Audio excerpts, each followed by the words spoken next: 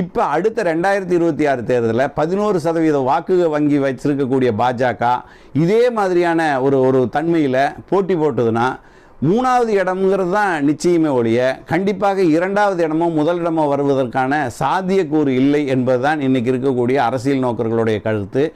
அந்த கணக்கின்படி இப்போது அண்ணாமலை வாய் துடுக்கா பேசிட்டாரு அப்படிங்கிறது ஒன்றை எதிர்த்து மட்டும்தான் அதிமுக கூட்டணியை முறிச்சிட்டு வெளியே வந்தது.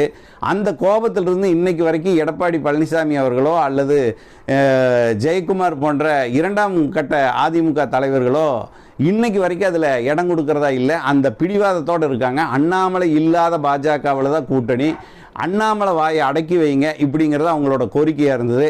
தேர்தலுக்கு முந்தி பேசும்போது கூட அதிமுக 3வது இடத்துக்கு தள்ளப்படும், அதிமுக இல்லாமல் போயிடும் அப்படின்னு சொன்னார். இப்போ தேர்தல் முடிஞ்ச பின்னாடி கூட 11% வாக்குகளை வாங்கிட்டோம் அப்படிங்கிறதுக்கு பின்னாடி அதிமுகவை